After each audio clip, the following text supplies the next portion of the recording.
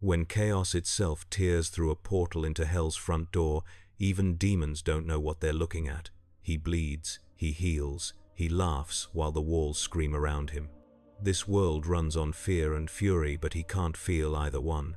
So what happens when hell tries to corrupt something that's already broken beyond saving? The UAC Lazarus facility on Phobos collapsed inward at 0347 hours, not with fire but with laughter. The breach opened in sub-level 9, where reality had grown thin from months of argent extraction, where the walls hummed with frequencies that made technicians weep blood and the air tasted like copper and ozone. Dr. Sarah Chen had been monitoring containment fields when the dimensional membrane tore, not explosively but surgically, as if something on the other side had cut through space-time with deliberate carelessness.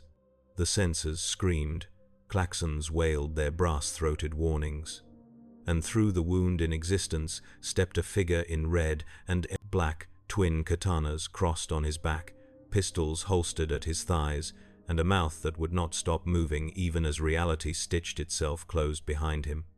"Well, that was a weird Uber ride," the figure said, and Chen's medical scanner registered him as simultaneously human, mutant, cancerous, and regenerating at a cellular rate that violated thermodynamics. The demons came 3 minutes later, pouring through secondary breaches his arrival had destabilized, and Chen watched through reinforced glass as the man in red and black looked at the approaching horde of possessed soldiers and imps with what could only be described as delighted recognition. He drew both pistols, checked the ammunition with theatrical precision, and fired 6 rounds into the nearest possessed before it could raise its plasma rifle. Each shot found skull, throat, or heart. The body dropped in sections.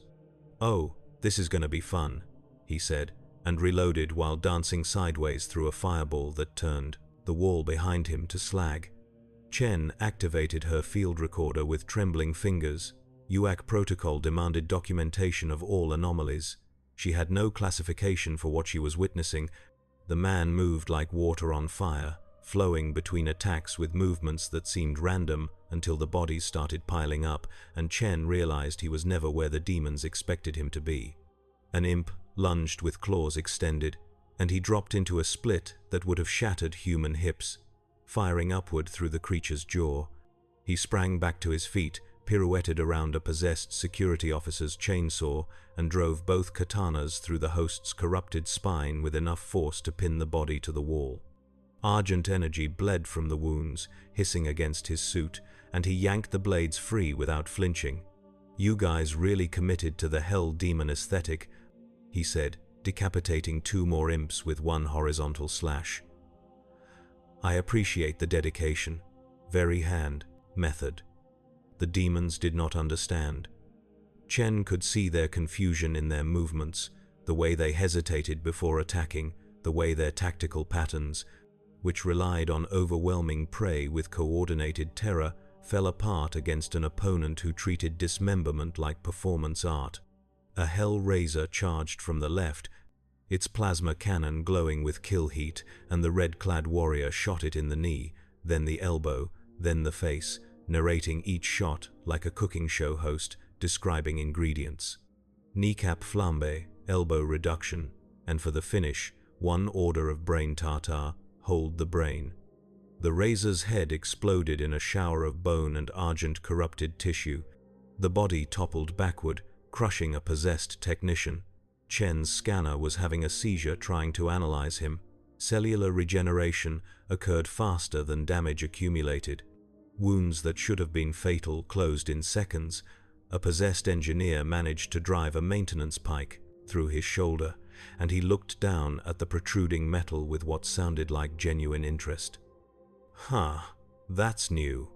Usually takes at least 3 dates before someone penetrates me this deep." He pulled the pike out, blood fountaining from the wound, and within 10 seconds the tissue had knitted itself back together, the suit's fabric somehow regenerating with it. He used the pike to vault over a lurching possessed, landed behind it, and drove the weapon down through its skull with enough force to crack the floor tiles. The firefight pushed deeper into the facility. Chen followed at a distance, her medical training screaming at her to flee, but her scientific curiosity welded to her feet. The UAC had encountered dimensional travelers before, warriors pulled from other realities by Hell's gravity or Argent experimentation gone wrong. All had either died or been corrupted within hours. This one seemed incapable of either. He fought his way through sub-level 8, where the emergency lighting cast everything in red, where the walls wept condensation that smelled like sulfur and despair. A pack of imps tried to flank him from ventilation shafts, and he shot two without looking, spun with katanas extended, and bisected the third at the waist. The upper and lower halves hit the ground separately. "I'm starting to think you guys aren't great at this," he said, reloading again with movements so practiced they seemed unconscious. "Like, you've got the numbers, you've got home field advantage, but your tactics are just run at the loud man with swords. Have you considered taking a class? Community college, maybe?" A possessed UAC Marine, still wearing shredded armor, lunged from a doorway with a combat knife. The Red Warrior caught the blade hand, twisted until bones cracked, and shot the Marine through the temple at point-blank range. Argent energy burst from the exit wound, spattering the walls with luminescent gore. "Sorry, man," he said to the corpse. And his voice carried something that might have been actual regret beneath the constant patter. "I know that wasn't really you in there. But also, you were trying to stab me." So, mixed feelings. Chen's communicator crackled. The facility AI, half corrupted by Hell's influence, was trying to establish contact with the intruder, attempting to categorize him within its demonic logic frameworks. She heard its digitized voice echoing through the corridor speakers, asking the warrior to identify himself, to state his purpose, to submit to psychological evaluation and containment. The red-clad man looked up at the nearest camera, waved with a pistol still smoking from recent use, and said, "Deadpool, mercenary, mutant, and according to my therapist, a narcissist with attachment issues and an unhealthy relationship with violence. Also, I can't die, which really pisses off my enemies and my insurance company." The AI processed this for 3 seconds, then declared him a Class 7 anomaly and ordered all remaining security forces to terminate with extreme prejudice. "Class 7? Deadpool said, sounding genuinely hurt. "I'm at least a Class 9, maybe a 10 if you count the fourth wall stuff. But that's more of a parlor trick." 12 possessed soldiers emerged from barracks that had become charnel houses, their weapons ranging from plasma rifles to industrial cutting torches. Deadpool looked at them, looked at his own ammunition reserves, and sighed with theatrical disappointment. "Okay, we're doing this." What followed was not a battle but a ballet of carnage. He moved through the soldiers like a virus through cells, pistols barking in rhythms that felt almost musical, katanas flashing in arcs that left after images in Chen's vision. He shot one soldier in the chest, used the falling body as a springboard to flip over another, landed behind a third and drove both blades down through the collarbone into the chest cavity. He spun, guns extended, and fired 12 shots in 6 seconds, each one finding a skull or heart. A plasma bolt caught him in the ribs, burning through suit and flesh, and he stumbled, swore, and put 3 rounds through the shooter's face. The wound in his side smoked and bubbled as tissue regenerated, ribs reforming with sounds like green wood popping in fire. "That one actually hurt," he said, pressing a hand to the injury as if offended. "You guys have better weapons than I thought. Still not good enough, but points for trying." The last soldier dropped with a bullet through the eye. Silence filled the corridor, broken only by the drip of various fluids and the hum of failing life support systems. Deadpool stood in the center of the massacre, reloading both pistols with the mechanical precision of someone who had done it 10,000 times, breathing hard but not from exhaustion. From excitement. Chen's scanner indicated his heart rate was actually lower now than it had been before the fight. "He enjoys it," she whispered into her recorder. "Subject displays genuine pleasure during combat. Psychological profile suggests possible dissociative disorder, but behavioral patterns indicate complete awareness and tactical cognition." Regenerative ability operates at supernatural speed. No signs of Argent corruption despite direct exposure. Recommend immediate study, if containment possible. Containment was not possible.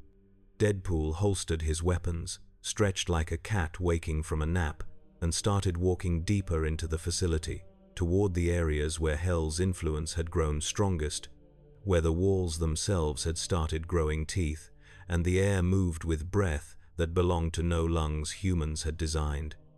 Chen followed. She did not know why. Perhaps because he was heading toward the Argent processing core, where the dimensional barriers had collapsed entirely, where demons walked freely, and UA scientists had become either corpses or worse. Perhaps because something in his constant chatter, his refusal to acknowledge the horror around him with anything but jokes and violence, felt like the opposite of the silence that Hell brought. Fear thrived in silence. He made silence impossible. Sub-level 7 was on fire. Not metaphorically. Actual flames crawled across the ceiling, fed by ruptured gas lines and the strange physics Hell imposed on combustion, flames that burned blue and green and colors that hurt to perceive. Deadpool walked through them without slowing, his suit smoldering but his regeneration keeping pace with the burning. "This is fine," he said, quoting something Chen did not understand. "This is totally fine. Just a light barbecue. I've been through worse. There was this one time in Madripoor where I got set on fire by a flamethrower-wielding nun. Long story. Involves a stolen relic and a misunderstanding about holy water. 3 Hell Knights materialized from the flames, their armor grafted to their flesh, their eyes burning with the particular hatred Hell reserved for the living. They were bred for war, genetically and mystically engineered over millennia to be perfect soldiers, 7 feet of muscle and bone and weaponized fury. Deadpool looked up at them, cocked his head, and said, "Okay, those are actually scary. I'm man enough to admit that. You guys are like if Goro from Mortal Kombat got a Hot Topic sponsorship." The first knight charged. Deadpool dodged left, firing both pistols into its knee joint, the only vulnerable point in its armor. The leg buckled. He rolled under its falling mass, came up behind it, and drove both katanas into the base of its skull, where spine met cranium. The knight spasmed once and went still, its Argent core guttering out. The second knight learned from the first. It approached cautiously, sword raised, watching for the feint. Deadpool threw one of his pistols at its face, a desperate move that shouldn't have worked, but the knight flinched, and in that half-second of distraction, he closed the distance and emptied his remaining pistol into its throat at point-blank range. The knight's head tilted back, mouth opening in a soundless roar, and Deadpool kicked it in the chest with enough force to send it stumbling backward into the flames. The third knight did not charge or advance. It watched with an intelligence that disturbed Chen more than the other's brutality. It was learning, adapting. It raised one clawed hand and spoke a word in a language that predated human speech, a word that made the air curdle and Chen's scanner short out in a shower of sparks. Deadpool's constant chatter stopped. He stood very still, katanas lowered, head tilted as if listening to something only he could hear. For 3 seconds, silence absolute filled the burning corridor. Then he laughed. Not the performative laughter from before, the jokes and quips that never stopped. This was different, darker, something that came from a place where humor and horror had long since merged into a single survival mechanism. "Oh, you want to play the psychic game?" he said. "You want to get inside my head? Buddy, there are like 6 voices in here already, and none of them agree on whether we're having a good time. You really want to wade into that mess?" The Hell Knight spoke again, and this time Chen felt it, a pressure against her thoughts like claws scraping the inside of her skull. Deadpool staggered, both hands going to his head, and for a moment Chen thought the demon had won, that it had found some way to bypass his regeneration and attack directly. Then Deadpool straightened, lowered his hands, and the grin was audible in his voice. "Yeah, no, that's not gonna work. My brain is too broken for your mind magic." It's like trying to hack a computer that's already running every virus simultaneously. You can't corrupt what's already corrupted. He retrieved his thrown pistol, reloaded with movements that were now angry rather than theatrical, and shot the Hell Knight 17 times, in rapid succession. Each shot aimed at joints, gaps in armor, the vulnerable spaces between grafted plates. The knight roared, charging through the bullets, and Deadpool met it head-on, sliding under its sword swing and coming up inside its guard. Both katanas punched through the armor at its midsection, angled upward into the chest cavity. The knight thrashed, trying to dislodge him, and he hung on with the blades buried to their hilts, his regeneration keeping pace with the talons that raked across his back and shoulders. He pushed deeper, twisted, and found the argent core nestled where lungs should have been. The knight's movements became jerky, uncoordinated. It was dying, but it was trying to take him with it, and Chen watched its jaws open wide enough to accommodate his entire head. Deadpool headbutted it in the teeth. The impact should have shattered his skull. Instead, demon teeth cracked and fell out, and while the knight reeled from impossible pain, he wrenched the katanas, free, and decapitated it with a cross slash that left luminous trails in the air. The head hit the ground, the body followed, and Hell's presence in the corridor receded like a tide pulling back from poisoned shore. Deadpool stood over the corpse, breathing hard now, blood streaming from a dozen wounds that were already closing. He looked at his hands, at the demon ichor coating his weapons, and for just a moment his voice was quiet. I really hope this is hell and not some avant-garde theater production, because I just killed a lot of things that look expensive to create. Chen's communicator crackled again. The facility AI, now fully consumed by Hell's intelligence, spoke with a voice like grinding metal and screaming children. Anomaly Deadpool, you are not of Hell, you are not of heaven. You are not of any recognized dimension or reality. What are you? Deadpool cleaned his katanas on a piece of hanging fabric that might have once been a banner, sheathed them with flourishes, and looked directly at the camera Chen was hiding behind. I'm the guy who's gonna keep killing demons until someone tells me where the exit is, or until I get bored, or until I remember I left my oven on. Whichever comes first. He started walking again, toward the Argent Core, toward the heart of Hell's invasion, and Chen realized with the clarity of terror that he was not trying to escape. He was hunting. The demons had made a fundamental error in their understanding of threat assessment. They had assumed, as they always assumed, that any living thing would flee from Hell's influence.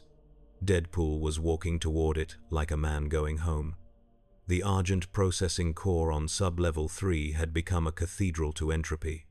The UAC's machinery, designed to extract and refine the energy that powered human civilization across a dozen colonies, now served as an altar to something older than machinery, older than Hell itself. Massive turbines, each the size of a building, spun backwards, pulling energy from the facility and feeding it into the dimensional breaches that pulsed like infected wounds in reality's skin. The air here was thick, viscous, as if existence itself had begun to coagulate. Deadpool entered through a service door, his boots leaving prints in what Chen desperately hoped was condensation and not the facility's structure beginning to metabolize. The core chamber stretched upward into shadows that moved independently of any light source, downward into depths where screams had achieved geological permanence. Catwalks crisscrossed the space, many twisted into shapes that would have made Escher quit mathematics. This is some serious Hellraiser meets Tron bullshit, Deadpool said, his voice echoing in ways that suggested the space had too many dimensions for sound to travel properly. I'm into it. Very dystopian chic. Someone call an interior decorator because this place is dying for some throw pillows. The possessed scientist appeared from behind a turbine that was simultaneously spinning and stationary. Dr. Marcus Webb, according to Chen's database, had been the lead Argent researcher before the breach. Now his body was a vehicle for something that wore his expertise like a poorly fitted suit. His eyes glowed with Argent light. His mouth moved wrong, jaw dislocating to accommodate words in frequencies that liquefied metal. You should not exist, Webb's body said. Your cellular structure is paradox. Your mind is schism. Your presence disrupts the resonance fields hell requires for stable manifestation. You are not weapon. You are not tool. You are error. Deadpool drew both pistols, aimed at Webb, then lowered them with what seemed like genuine confusion. Am I supposed to be offended because I've heard worse? My ex-girlfriend once said I was a walking personality disorder wrapped in scar tissue and delusion, and she was right, but it still hurt. Webb's body tilted at an angle that snapped vertebrae. The pain should have been incapacitating. The thing wearing him did not notice. The Slayer comes, it said. The Slayer will restore balance. The Slayer will see you as corruption and excise you from reality's continuum. Who's the Slayer? Deadpool asked, and for the first time since arriving, his tone carried something that wasn't a joke. Wariness. Is that like a boss fight? Because I should warn you, I'm terrible at boss fights. I usually just spam grenades until something works. Webb's body gestured toward the largest of the dimensional breaches, a tear in space that spilled colors humans had no names for, and through it Chen could see landscapes where physics had given up and geometry was having a nervous breakdown. Mountains made of bone, rivers of liquefied screaming, cities built from the fossilized prayers of extinct civilizations. He comes from deeper than hell, Webb said. From the place where rage crystallized into purpose, from the tomb where gods buried their mistakes. He is the Doom, Slayer, and he will not stop. The breach widened. Something massive moved within it, something armored in green and fury, and Chen's medical scanner, operating on backup power, registered a biosignature that made every sensor redline simultaneously. The presence approaching felt like gravity, like inevitability, like a natural law given arms and armor. Deadpool reloaded both pistols, checked his katanas, and said very quietly, "This is either going to be the coolest thing I've ever done, or the most embarrassing way I've ever temporarily died." The Doomslayer stepped through the breach, and reality flinched. He was shorter than the Hell Knights, but infinitely more terrifying, his armor scored with damage from battles that had consumed dimensions, his helmet a featureless mask that somehow conveyed absolute focus. He carried a shotgun that looked like it had been used to establish new definitions of violence, and the air around him vibrated with barely contained apocalypse. He saw Deadpool. Deadpool saw him. Between them, Webb's possessed body began to laugh with a sound like tearing metal. Two anomalies, it said. Two paradoxes, one who cannot die, one who cannot stop. Hell watches with interest to see which impossibility consumes the other. The Doomslayer raised his shotgun. Deadpool raised both hands. "Whoa, whoa, whoa," Deadpool said, talking fast. "Let's not do this. I'm on your side, Team Living People, right? I've been killing demons since I got here. I'm like, aggressively helpful. Ask anyone. Well, don't ask the demons, because they're dead, but the principle stands." The Slayer's shotgun did not waver. His stance suggested he had already calculated optimal firing angles, blast patterns, and follow-up strikes. Chen had seen that stance before, in archival footage from the Mars incident, from Argent d'Honneur, from 100 battlefields where the Slayer had turned Hell's armies into geological features. Deadpool slowly lowered his hands to his weapons. His voice, when he spoke again, had lost all traces of humor. "You're not gonna listen, are you? You're just gonna shoot first and feel mildly satisfied later. I respect that. I really do. It's a solid life philosophy. But here's the thing." He drew both pistols in a movement so fast, Chen's eyes could not track it, firing 4 rounds at the Slayer's center mass while diving sideways behind a turbine housing. The bullets struck the Praetor suit and ricocheted, leaving scratches that glowed faintly before the armor's self-repair systems erased them. The Slayer's shotgun roared once, and the turbine housing exploded into shrapnel that would have shredded anyone else.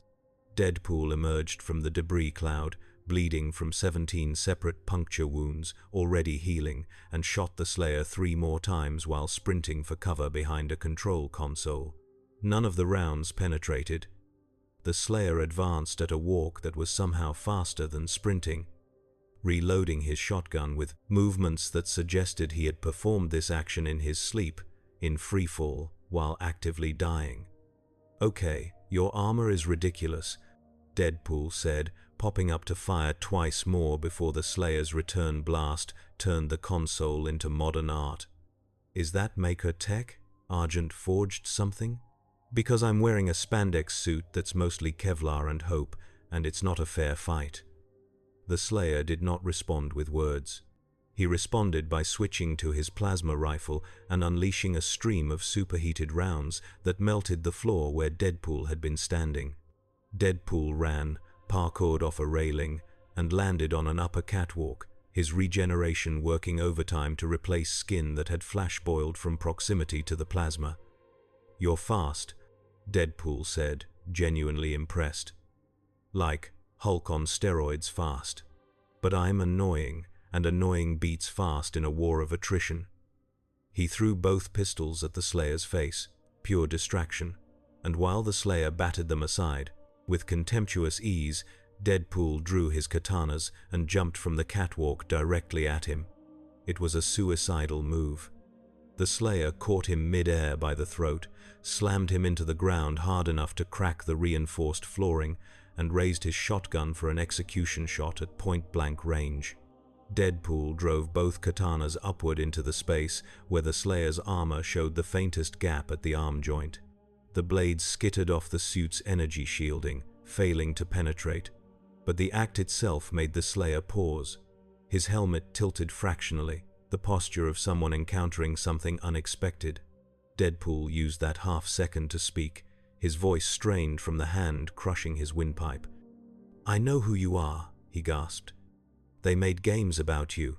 You're the angry Marine who kills demons because they killed your rabbit or your planet or something equally traumatic. And I'm sorry about that, genuinely. Losing things sucks, but I'm not a demon. I'm just an idiot who fell through a portal while running from my own poor life choices." The Slayer's grip tightened. Deadpool's neck bones cracked audibly. His regeneration began repairing them while they were still breaking, creating a feedback loop of damage and healing that should have been impossible. "Also," Deadpool wheezed, "if you kill me, I'm just gonna come back. That's my whole thing. Immortality via regenerative cancer cells. It's not fun. It's actually kind of a curse. But it means you'll be stuck here fighting me forever, and I don't think either of us wants that when there are actual demons to murder." The Slayer stared at him for 10 seconds that stretched like hours. Chen watched through her cracked visor, barely breathing, wondering if she was about to witness the end of the universe's most unkillable mercenary. Behind them, Webb's possessed body continued laughing, delighted by the violence, by the confusion, by two instruments of death locked in mutual incomprehension. The Slayer released him. Deadpool rolled away, coughing, his neck bones still popping back into alignment. The Slayer lowered his shotgun, but his stance remained ready, coiled, prepared to resume combat at any provocation. Webb's laughter cut off abruptly. The entity wearing him sounded almost disappointed. "You do not kill each other. This is unexpected, unoptimal." Hell's calculations did not account for mercy. The Slayer turned his helmet toward Webb with the slow deliberation of an artillery piece acquiring its target. Deadpool stood, retrieved his pistols, and joined him, both warriors now facing the same direction. The shift was subtle but absolute. The fight between them had not ended. It had been postponed in favor of a more pressing target. "So we're teaming up?" Deadpool asked. "Is this like an Avengers team-up? Because I've been trying to get into that club for years, and they keep saying no on account of me being, quote, unmanageable and legally distinct from heroism." The Slayer said nothing. He advanced on Webb's body with the patient inevitability of tectonic shifts. Deadpool followed, matching his pace, and together they approached the possessed scientist like an execution detail. Webb's body backed toward the dimensional breach, hands raised in a warding gesture that did nothing to slow their advance. "You delay the inevitable," it said. "Hell is eternal." The Khan Maker's designs continue. Argent energy will consume all realities. Your resistance is performance. Your victories are statistical anomalies in Hell's infinite recursion. The Slayer grabbed Webb's body by the collar, lifted him off the ground, and spoke for the first time since entering the facility. His voice was like grinding stone, each word carrying the weight of eons spent fighting. No. One word. That was all. He threw Webb's body through the nearest turbine, and the impact pulped the host but released the possessing entity, a writhing mass of argent energy that tried to flee toward the breach. Deadpool was faster. He crossed the distance in 2 bounding steps and drove both katanas through the entity's mass, pinning it to the floor. The blades, coated in his regenerative blood, began to corrode the energy form, breaking down its cohesion. "Stay dead this time," Deadpool said, and twisted the blades. The entity screamed once and dissipated into smoke that smelled like burning mathematics. The turbines began to slow, the dimensional breach started to contract, and the oppressive weight of Hell's presence receded by fractional degrees. The Slayer looked at Deadpool with what might have been assessment or possibly grudging acknowledgement. Deadpool saluted with a katana still dripping ichor. "I'm gonna take that as a thank you. Don't worry, I won't let it go to my head." "Well, I will, but I'll pretend I didn't." Chen's communicator crackled one final time. The facility AI, no longer corrupted, spoke in a halting mechanical voice, struggling to reassert baseline parameters. "Attention all surviving personnel. Primary breach is contracting. Secondary breaches remain active across sublevels 1 through 6. All combat-capable personnel report to staging areas for organized resistance. Unknown contact designated Deadpool is hereby reclassified as neutral allied anomaly. Unknown contact designated Doom Slayer is reclassified as allied critical asset. God help us all." Deadpool looked at the Slayer. The Slayer looked at the dozen other breaches visible through the chamber's transparent sections, breaches pouring out demons in quantities that suggested Hell was no longer probing but committing to full invasion. "You were leaving, weren't you?" Deadpool said.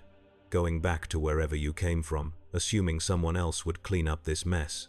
But now you're stuck here because I guilt-tripped you by existing. I'm like the world's most violent puppy dog." The Slayer picked up his plasma rifle from where it had fallen during their fight.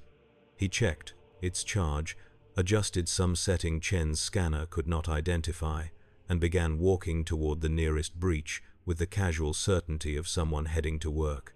Deadpool hurried after him, sheathing his katanas, reloading his pistols, and talking non-stop. "So what's the plan? We just kill everything until nothing's left to kill?" "Because I've tried that approach with my personal problems, and it works great until you run out of things to kill and have to confront your own emotional baggage. Not that you have emotional baggage. You seem very well adjusted, the silent type. I respect that. I should try that sometime. Being quiet. It'll never happen, but I should try." The Slayer paused at the entrance to the corridor leading toward sub-level 2. He turned his helmet toward Deadpool and pointed one armored finger directly at him. Then he pointed at a group of imps emerging from a ventilation shaft 50 meters away. The message was clear. "You want me to handle those?" Deadpool asked. "Like a test? See if I'm actually useful or just annoying, porque no los dos." He drew both pistols and sprinted toward the imps without waiting for confirmation, his voice carrying back in a cheerful shout.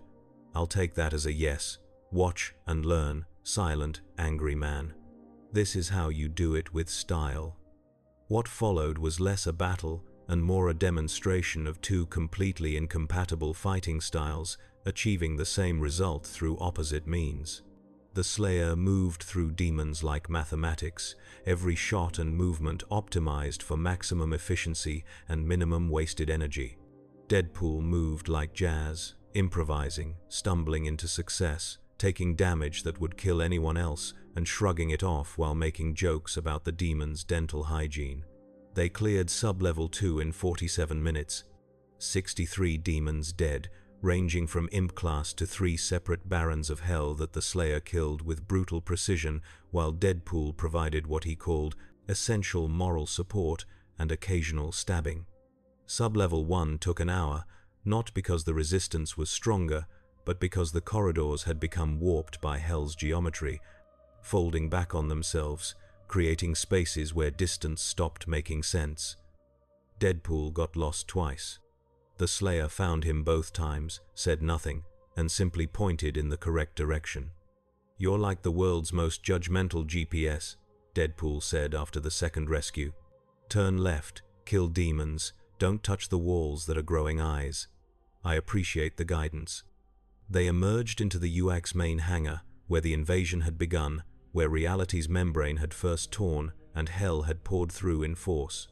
The hangar was a coliseum now, a space the size of 3 football fields filled with demons in numbers that defied counting, possessed soldiers, imps, hell knights, revenants with their jetpacks screaming, mancubi with their flame cannons primed. And at the center, coordinating the assault with gestures that bent space, a single hell priest in robes that seemed woven from screams.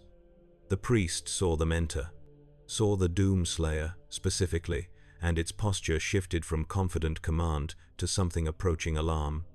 It raised one withered hand and spoke a word that made the hangar's walls crack.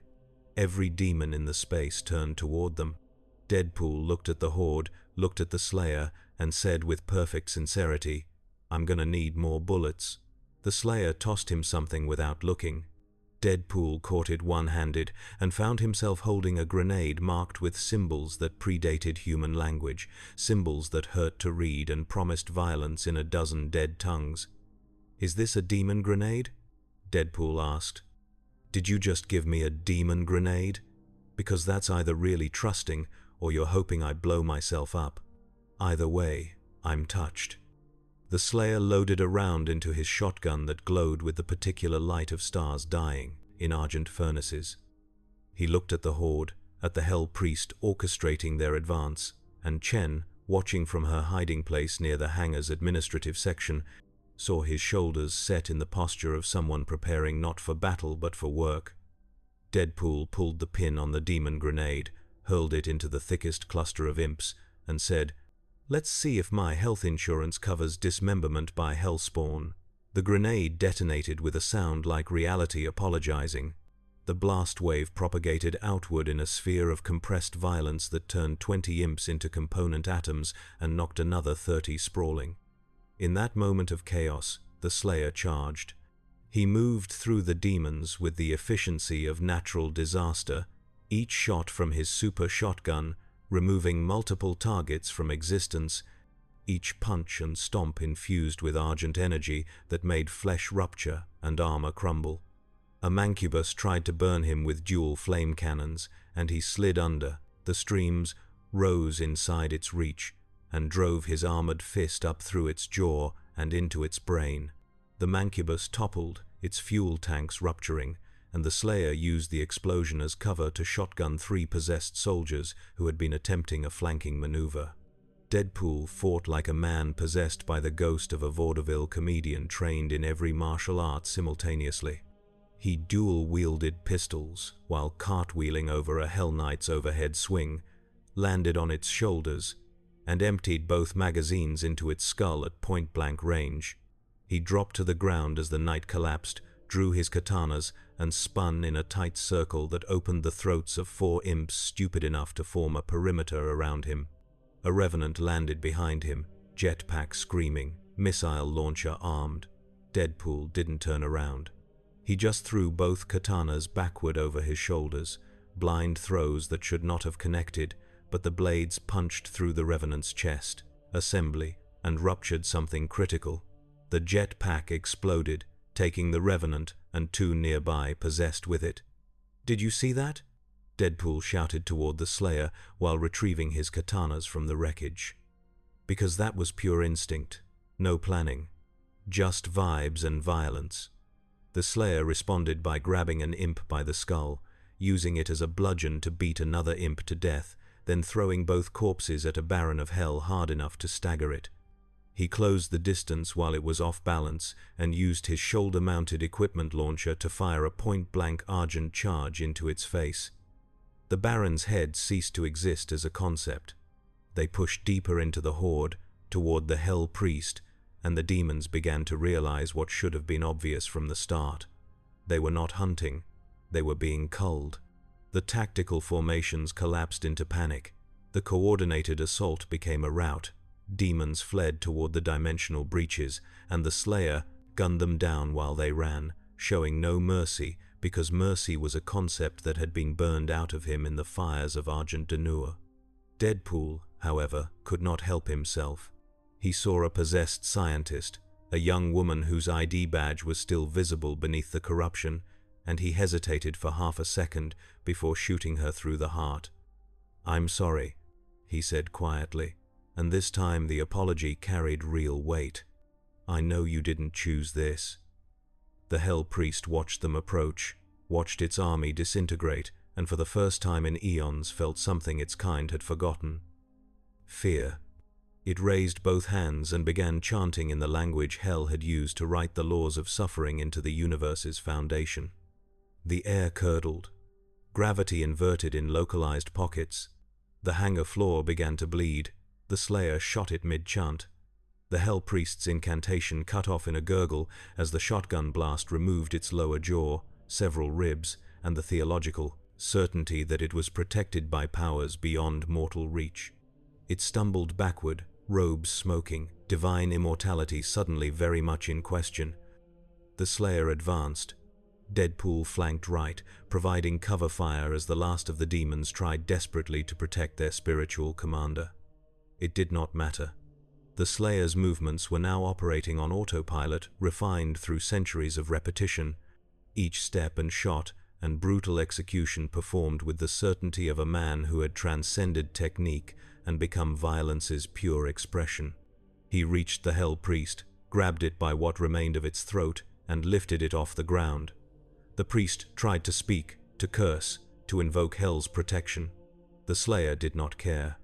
He had heard it all before, in 1,000 dimensions, from 1,000 voices that had promised eternity and delivered only ash. He tore the priest's head from its shoulders with his bare hands. The body dropped, ichor flooding across the hangar floor, and something fundamental broke in the ambient hell energy. The dimensional breaches began to collapse in cascade failure. The demonic reinforcements suddenly cut off, the invasion stuttering like an engine deprived of fuel. Deadpool stood nearby, breathing hard despite his healing factor, covered in enough blood and ichor to paint a gallery exhibition. He looked at the headless priest, at the Slayer standing over it like a monument to holy murder, and said very quietly, "That was metal as hell." Pun intended. The Slayer turned toward him, still holding the priest's head in one hand.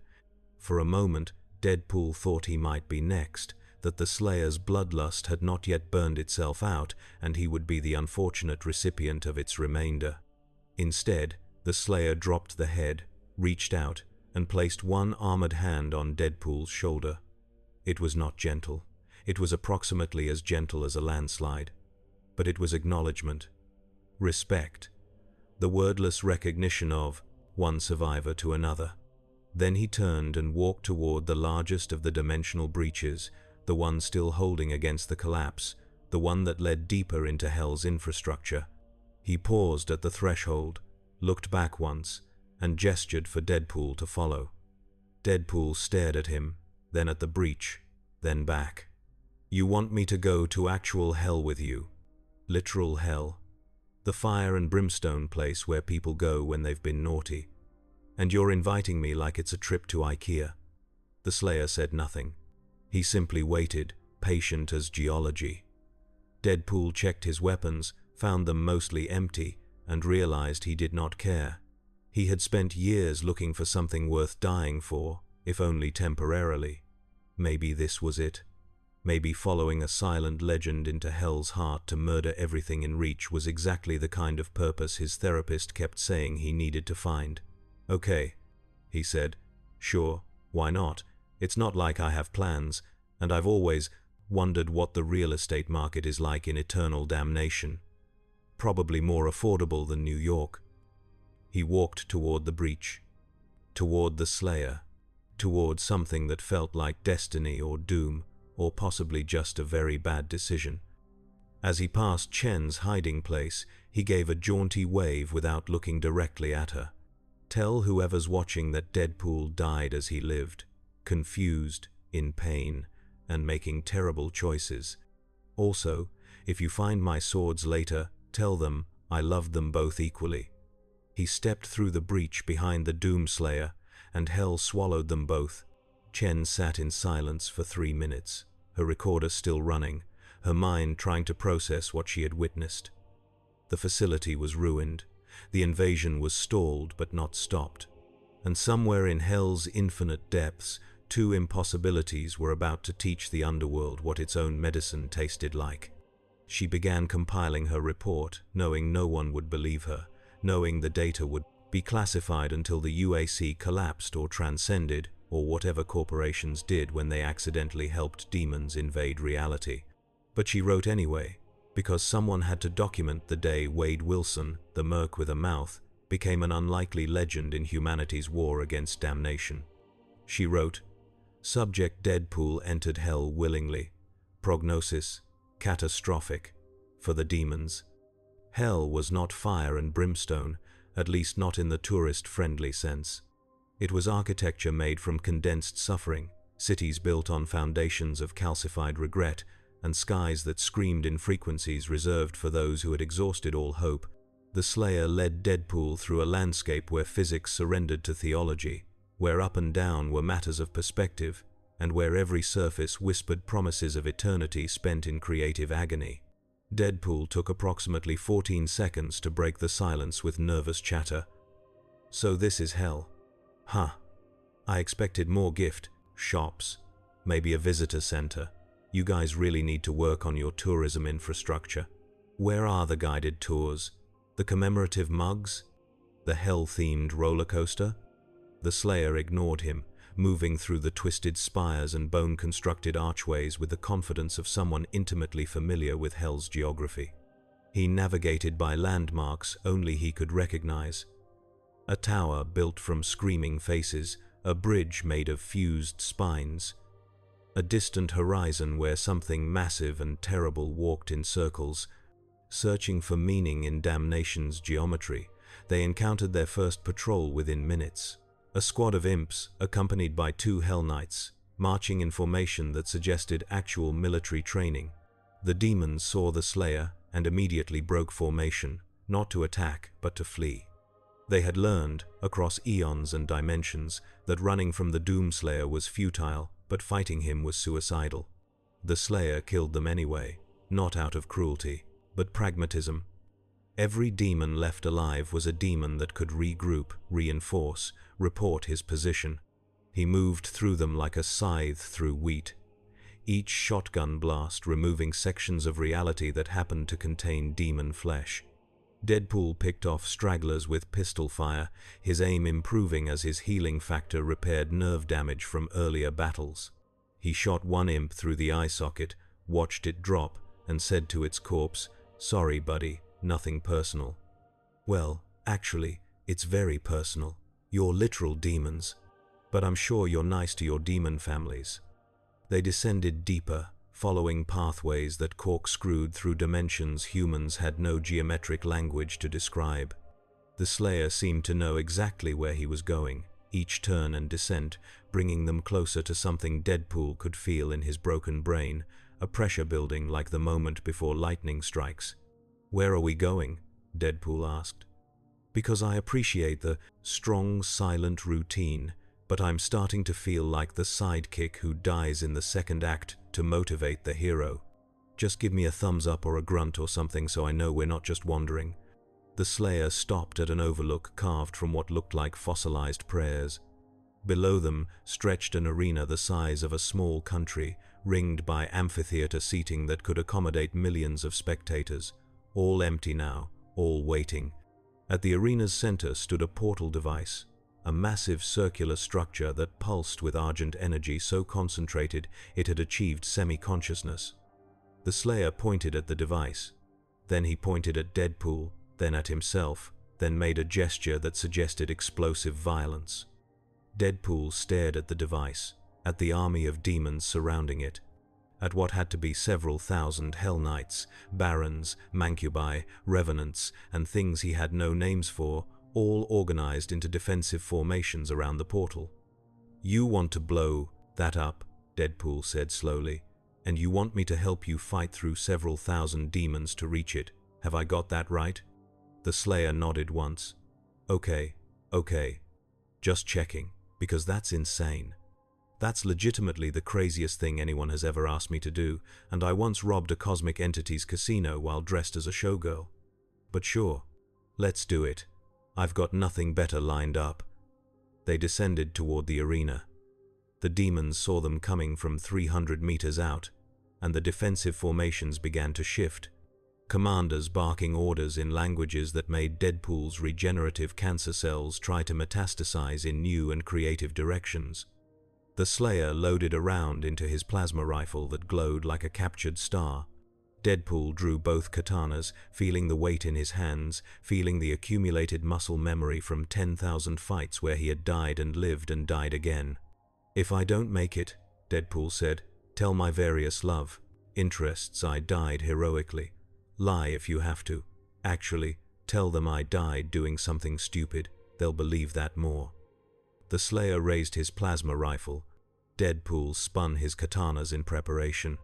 For 3 seconds they stood at the arena's edge, two figures impossibly small against the demon army, two instruments of violence about to orchestrate Hell's worst day in recorded history. Then they charged. The Slayer went left, plasma rifle singing its superheated chorus, each bolt punching through armor and flesh and bone with equal contempt. He moved through the demons with optimized brutality, every action serving multiple purposes: killing, advancing, creating chaos in the enemy formation. A Hell Knight blocked his path, and he slid under its sword swing, came up behind it, and used his shoulder-mounted equipment launcher to fire a frag grenade into the dense cluster of demons behind it. The explosion created a gap, and he poured through it, shotgunning anything that moved. Deadpool went right, katanas weaving patterns that spilled demon blood in arcs that would have made modern artists weep with envy. He fought with the desperation of someone who knew death was not the end but a temporary inconvenience, throwing himself into situations that should have been fatal with the confidence of a man who had weaponized his own expendability. An imp lunged, claws extended. He decapitated it mid-leap, the head tumbling past him in slow motion. A possessed soldier fired a plasma rifle at point-blank range, the bolt catching him in the chest and burning through to his spine. He staggered, swore, and while his torso regenerated, he drove both katanas through the soldier's face, hard enough to crack the possessed skull like cheap pottery. They carved parallel paths through the demon army, not toward the portal but along the arena's perimeter, drawing the defenders away from the center, forcing them to commit reinforcements to stopping two individuals instead of maintaining defensive positions. It was a tactic born from desperation and madness in equal measure, and it was working. The Slayer vaulted over a mancubus, landed on its shoulders, and emptied his shotgun down into its head at an angle that turned its brain into aerosol. He jumped clear as it toppled, grabbed a fallen Hell Knight's sword, and used it to decapitate two imps before discarding the blade and returning to his preferred weapons. Deadpool ran along a section of arena wall that should not have been scalable, defying gravity through sheer momentum and poor decision-making. He reached a cluster of revenants preparing to launch missiles and threw one katana like a javelin through the nearest one's chest. It staggered, fired missiles wild, and the ordnance struck its companions instead. The resulting explosion knocked Deadpool from the wall, and he fell 15 meters into a group of imps that broke his fall and several of his bones. His healing factor repaired the damage while he lay there, surrounded by confused demons trying to understand why the red man kept getting back up. He shot 4 of them from his prone position, rolled to his feet, retrieved his thrown katana from the revenant corpse, and rejoined the battle while his ribs were still snapping back into anatomically correct positions. "This is fine," he muttered, slashing through an imp's midsection and watching it fall in pieces. This is totally sustainable. I can do this all day, or until something tears my head off, whichever comes first. The Slayer had reached the portal device's first defensive ring. The demons here were larger, older, veterans of wars that predated human civilization. A Baron of Hell, scarred from countless battles, stepped forward to challenge him. It was a duel, ancient and honorable by Hell's standards, and the surrounding demons actually stopped attacking to watch. The Slayer responded by shooting the Baron in the knee, destroying its balance, then advancing into close range and systematically dismantling it with a combination of shotgun blasts and armored strikes that were less combat and more demolition. The Baron tried to speak, to invoke some protocol of warrior's honor, and the Slayer punched through its chest and ripped out its argent core. The message was clear. Hell could keep its honor. He was here for extermination. The surrounding demons, seeing their champion reduced to a heap of expensive biomass, abandoned all pretense of organization and attacked in a swarm. The Slayer disappeared into their mass, and for 30 seconds Deadpool thought he might actually be dead, that even the legendary Doomslayer could not survive being torn apart by hundreds of claws simultaneously. Then the swarm exploded outward from the center, demons flying in all directions, and the Slayer emerged covered in so much ichor his armor's original color was a matter of speculation.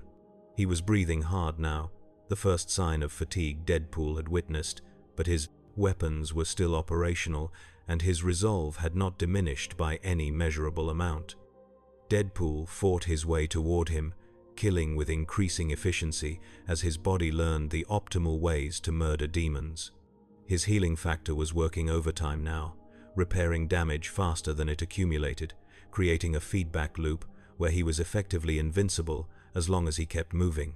He reached the Slayer's position, stood back to back with him, and together they held the line against the remaining army.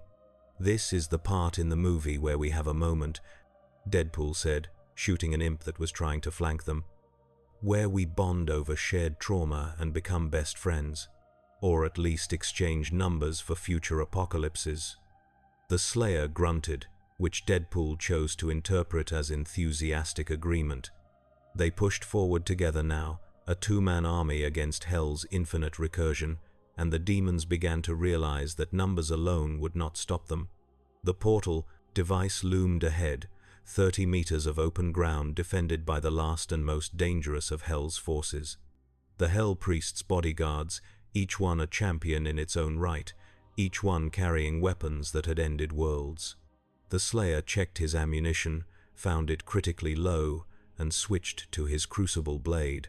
The weapon activated with a sound like reality sighing, its blade made from compressed argent energy that cut through demonic flesh like concepts through ignorance. He held it in both hands, the stance of a swordsman rather than a soldier, and advanced. Deadpool looked at his own katanas, then at the crucible blade, and said, "My swords are suddenly feeling very inadequate, like bringing a knife to a laser sword fight. But they've served me well, and I'm nothing if not loyal to my equipment." He charged with the Slayer, and together they hit the bodyguard line like a meteor strike. The Slayer's crucible blade carved through the first champion in one horizontal slash that bisected it at the waist, both halves falling in different directions, the argent energy in its blood igniting as it spilled.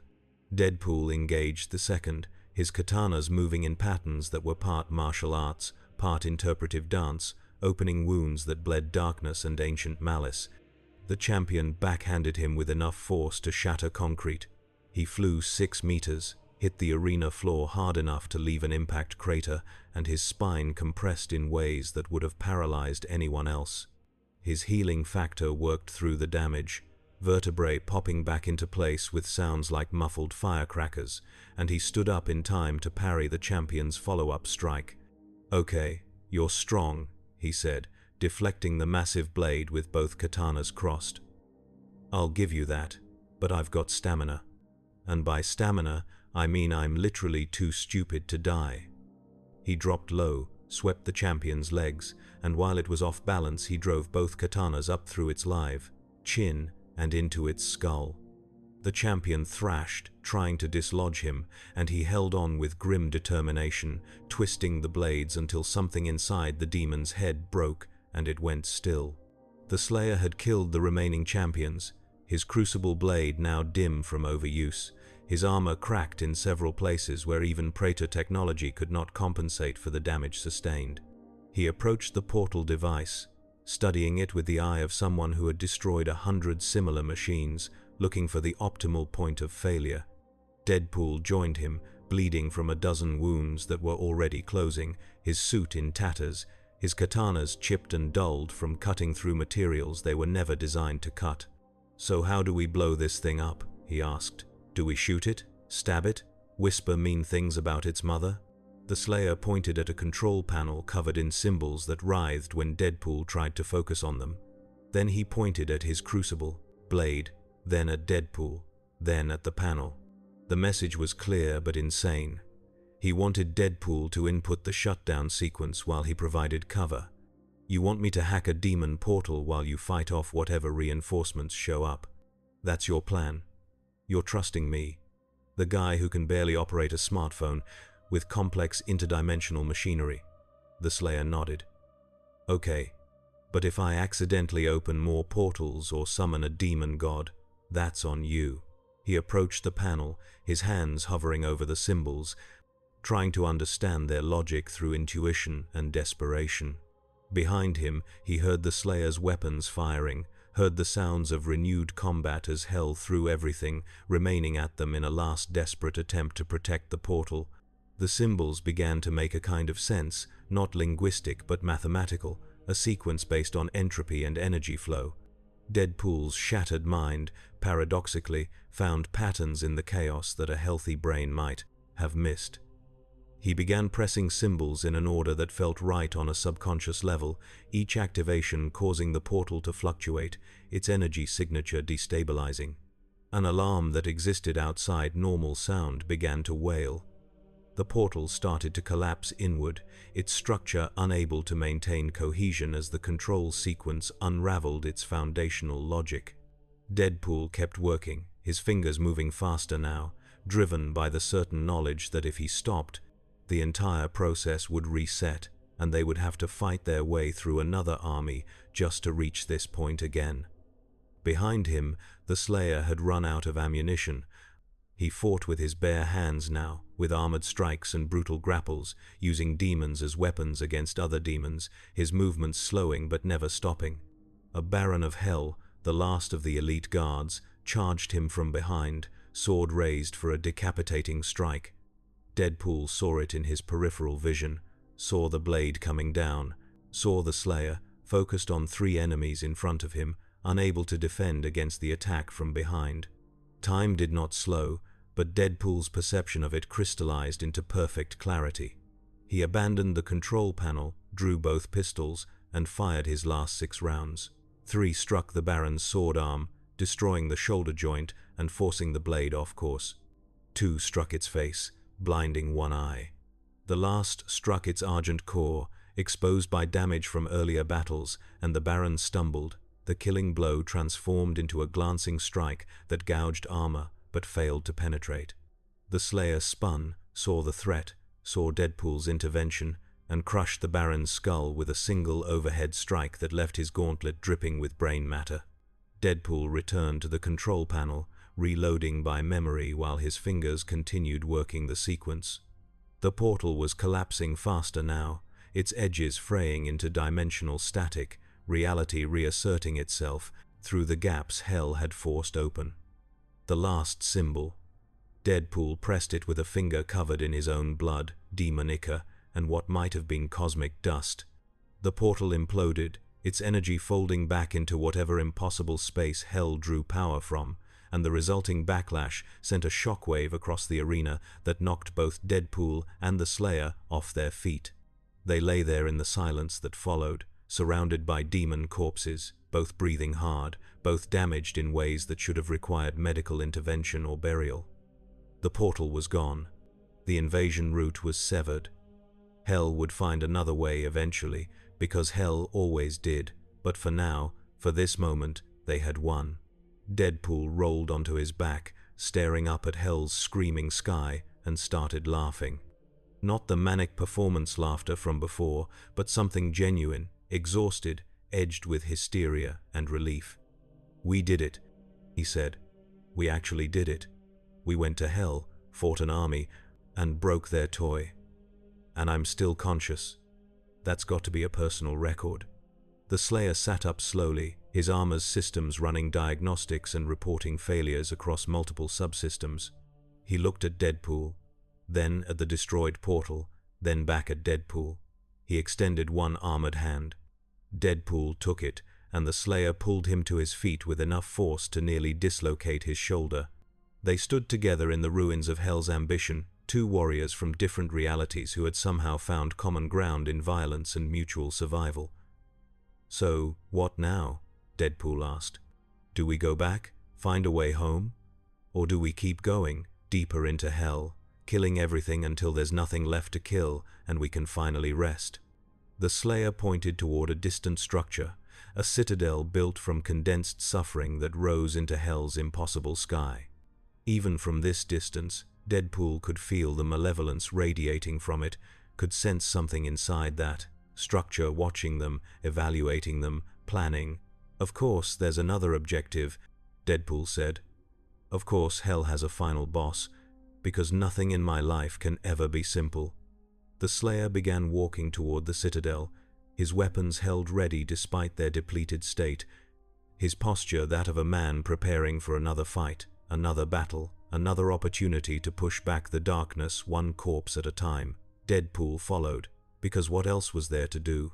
He had come to Hell with a legend, he had fought beside an unstoppable force, and somewhere in the violence and chaos, he had found something that felt like purpose, if only temporarily. "For the record," he said as they walked, "if we survive this, I'm putting it on my resume. Saved reality, excellent teamwork, references available upon request." The Slayer said nothing, but Deadpool thought he detected the faintest hint of a grunt that might have been amusement. Or gas. It was hard to tell through the armor.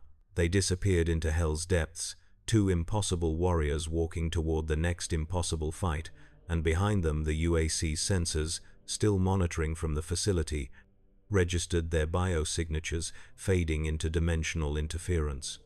Chen watched the readouts flatline, waited for confirmation of their deaths, and instead saw the signatures reappear 3 kilometers deeper into Hell's topology, still moving, still fighting.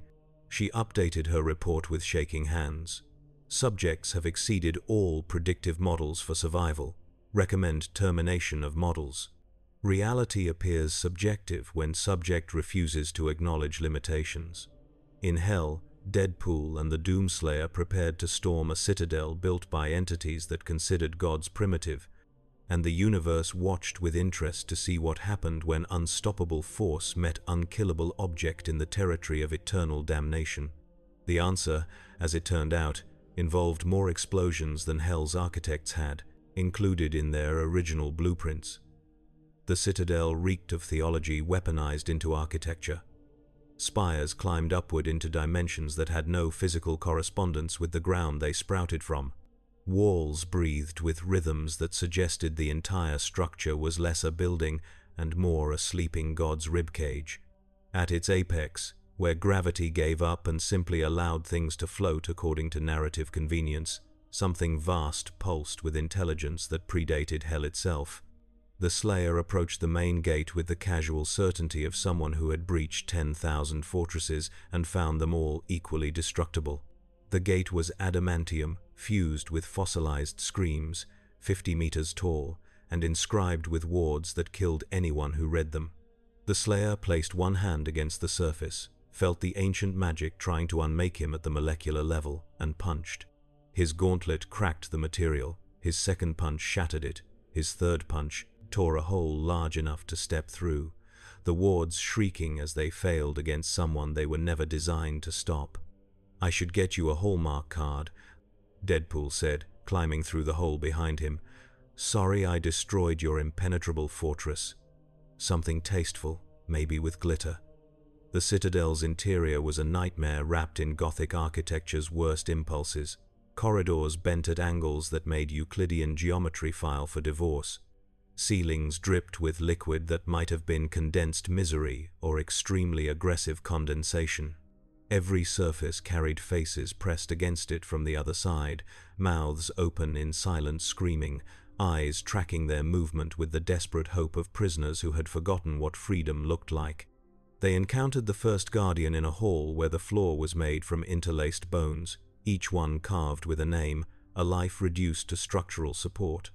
The guardian was 15 feet of muscle and doctrine, its body a fusion of multiple demon species, its head crowned with a halo made from inverted holy symbols.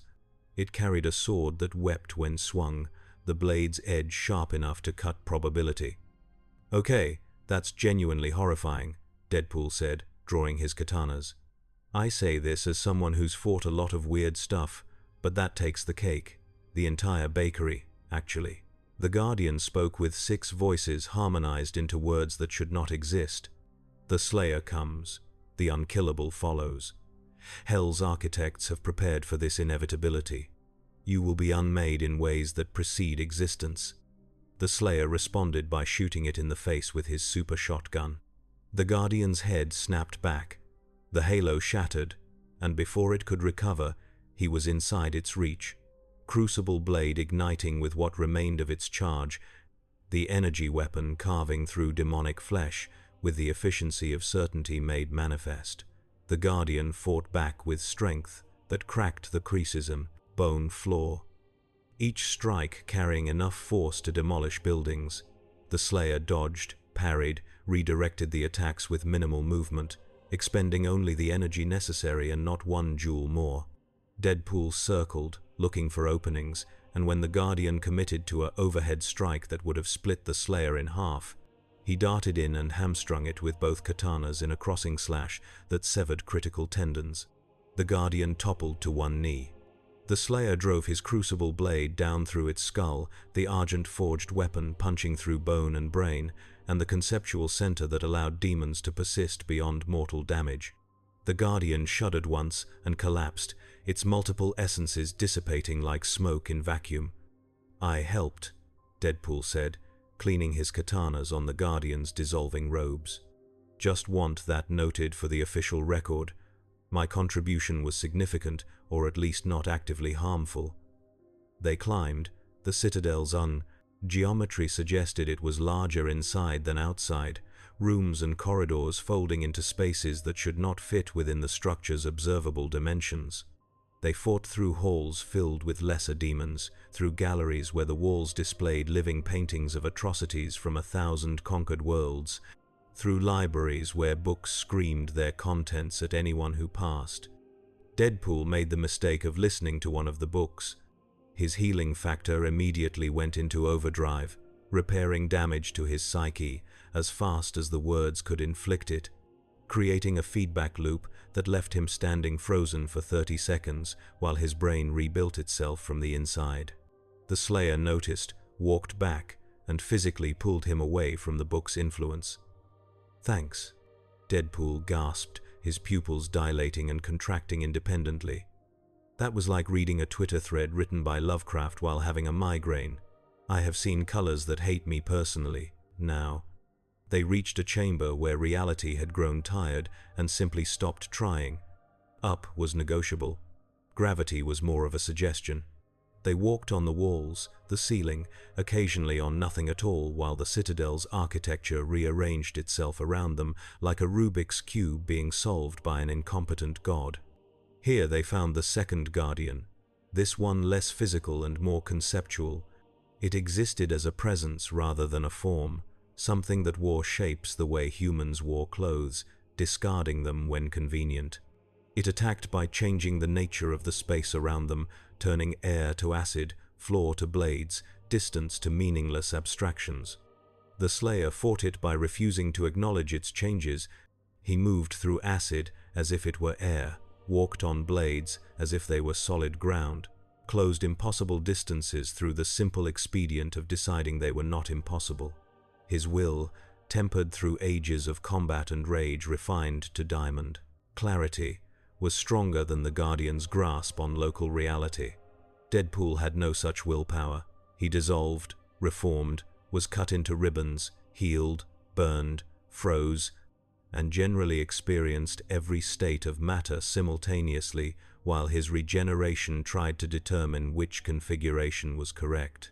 He fought back by shooting at where the Guardian seemed strongest, emptying his pistols in a pattern that looked random but was actually guided by his damaged mind's ability to perceive patterns in chaos. One bullet found something critical. The Guardian's presence flickered, its control over the chamber wavering, and in that moment of weakness, the Slayer grabbed what passed for its core and crushed it with his bare hands. Reality snapped back to normal. Deadpool fell 3 meters and landed in a heap, his body taking several seconds to remember what shape it was supposed to be. "I'm okay," he said from the floor. "Just gonna lie here for a minute. Maybe several minutes. Possibly forever." The Slayer picked him up by the back of his suit and set him on his feet with the care one might show a particularly unstable explosive. Deadpool swayed, found his balance, and checked his weapons with hands that were still remembering how to have the correct number of fingers. "Third floor, right?" he said. "Boss fights on the 3rd floor? That's how these things work?" The Slayer pointed upward, toward where the Citadel's apex pulsed with energy that made Deadpool's skin itch at the genetic level. They climbed the final spiral, a staircase built from concepts rather than stone, each step ascending through layers of Hell's hierarchical structure. They passed through the realm where demons were born, where argent energy condensed into malice and given form. They passed through the realm where souls were sorted and processed, where the machinery of damnation ran on suffering compressed into fuel. They passed through the realm where Hell's architects planned their invasions, where maps of unconquered realities hung like war trophies waiting to be claimed, and finally they reached the apex chamber, where the thing that ruled this citadel waited. It had no name humans could pronounce. It had existed before Hell formalized itself into hierarchy and structure, before demons learned to organize beyond simple malice. It was what remained when all pretense of civilization was burned away, pure will and hunger given enough power to reshape reality according to its preferences. The chamber was a throne room the size of a battlefield. The throne itself was built from the crystallized despair of extinct species, each one contributing their final moments to the structure. And on that throne sat something that might once have been an angel, before it chose to fall, before it decided that damnation was preferable to servitude. The fallen one looked at them with eyes that contained collapsed stars. It spoke with a voice that made the air bleed. "Doom Slayer, I have waited eons for this meeting. Your legend precedes you across dimensions. You are the instrument of rage made eternal, the weapon that broke Hell's certainty. I respect you." The Slayer said nothing. He simply advanced, weapons raised, his intention clear. The fallen one's attention shifted to Deadpool. "And you, the anomaly, the joke made flesh. You should not exist. Your presence offends the natural order, cancer given consciousness and katanas. Tell me, broken thing, why do you stand beside the Slayer? What do you hope to gain in this futile endeavor?" Deadpool, for once, took more than 3 seconds before responding. When he spoke, his voice carried something that might have been actual sincerity. "I'm here because someone pointed me at you, and I didn't have anything better to do. Also, you called me a broken thing, and while that's accurate, it's also kind of rude. I've got feelings. They're complicated, and mostly involve self-destructive impulses, but they're mine." The fallen one rose from its throne, and the motion was like watching a mountain decide to walk. It towered above them, easily 20 feet of twisted divinity, wings that dripped shadows, hands that ended in claws that could carve continents. It did not draw a weapon. It was the weapon.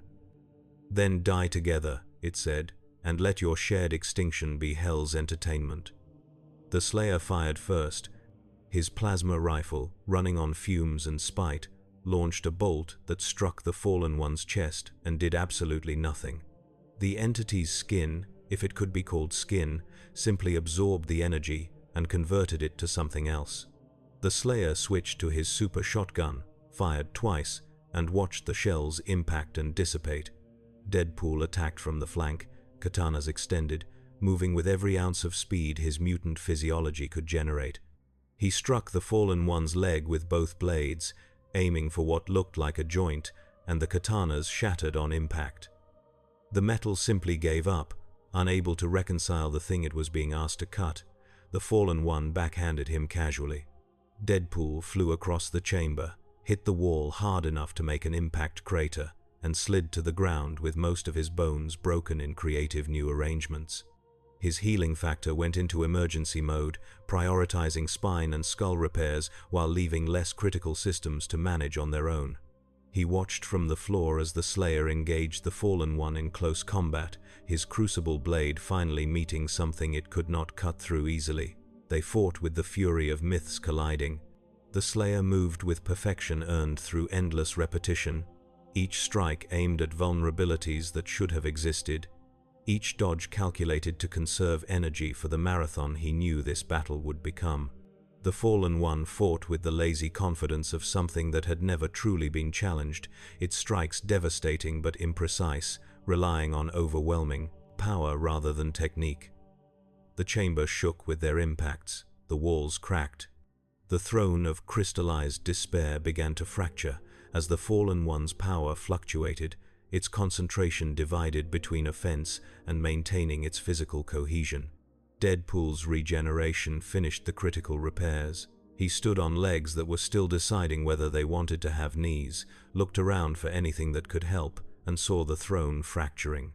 An idea formed in his shattered brain, a terrible, stupid, probably suicidal idea that had maybe a 5% chance of working. He loved it immediately.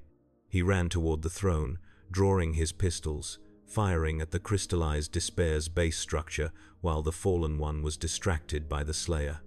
The crystals, already destabilized, began to crack faster under the impacts. Not from the bullets themselves, but from the vibrations, the resonance patterns that spread through the structure like fault lines in bedrock. The fallen one noticed.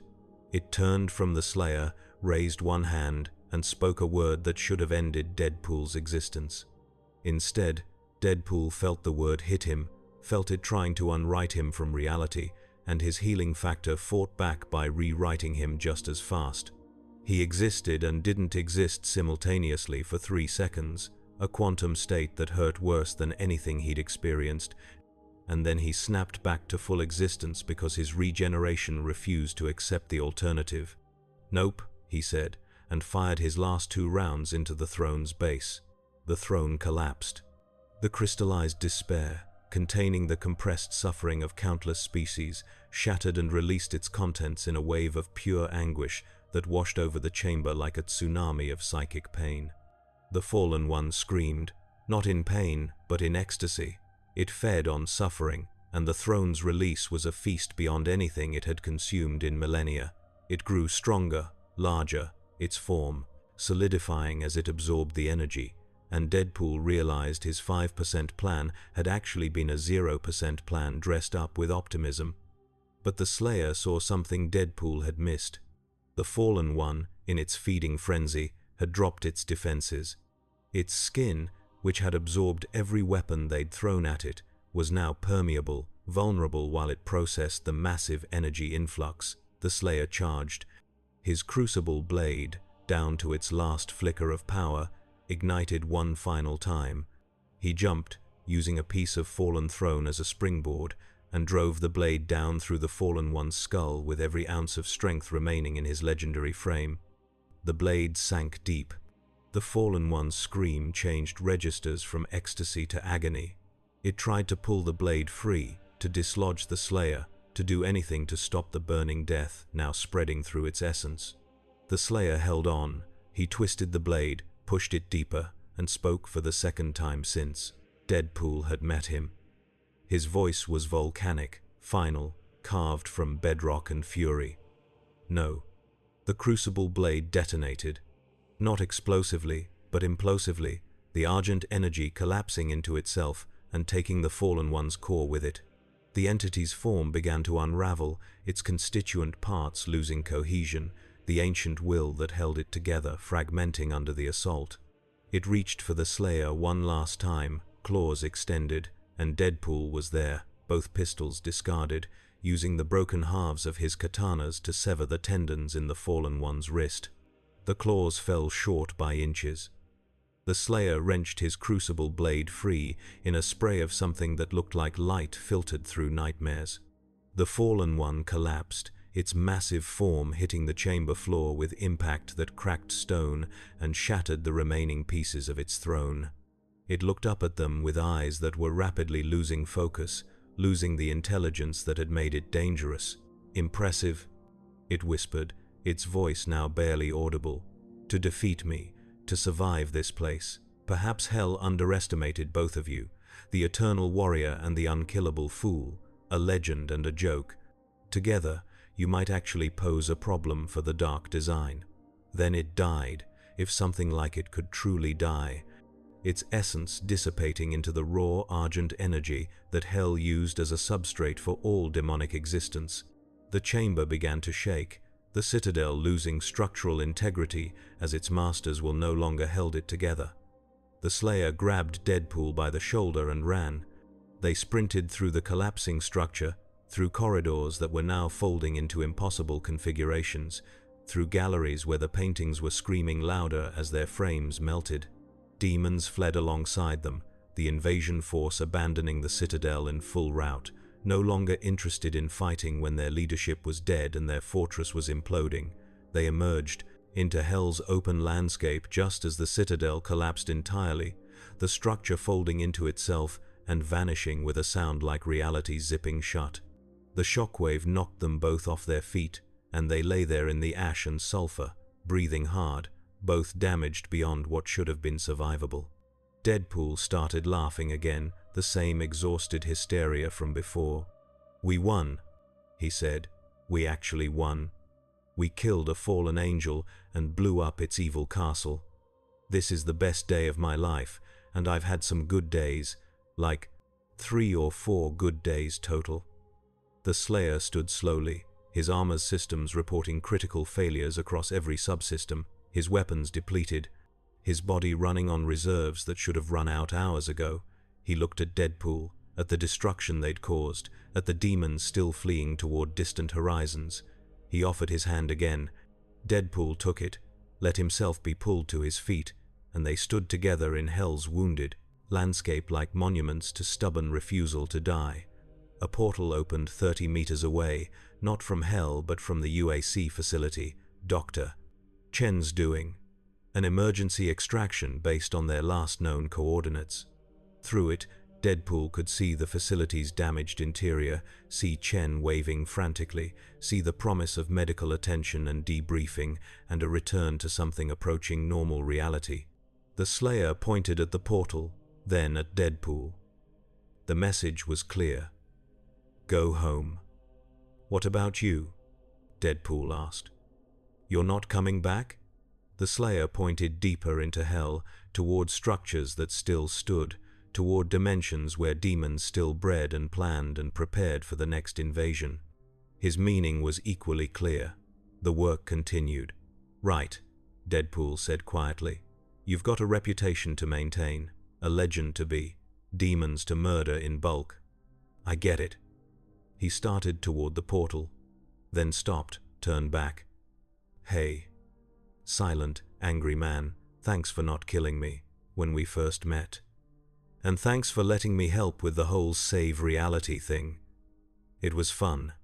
Painful, traumatizing, probably going to require decades of therapy I can't afford, but fun." The Slayer nodded once. Then he turned and walked back into hell's depths, his armor sparking, his weapons empty, his resolve completely intact. Deadpool watched him go, watched the legend disappear into the distance, and felt something that might have been respect, or possibly envy, or perhaps just recognition of someone who had found their purpose and refused to let go. He stepped through the portal, Reality reasserted itself with a lurch that made his healing factor trigger sympathetically. He was back in the UAC facility, back in the place where this had all started, and Dr. Chen was immediately at his side with a medical scanner that was having a nervous breakdown trying to catalog his injuries. "You're alive," she said, not quite believing it. "You went into hell. You fought beside the Doom Slayer. You destroyed a citadel and killed one of Hell's architects. And you're alive, barely," Deadpool said, collapsing into a sitting position and removing his mask to reveal the scar tissue beneath. "Also, I think I'm done with interdimensional travel for a while. Maybe forever. Definitely at least until next Tuesday." The portal closed behind them, sealing off Hell, at least temporarily. The facility's alarms were still wailing.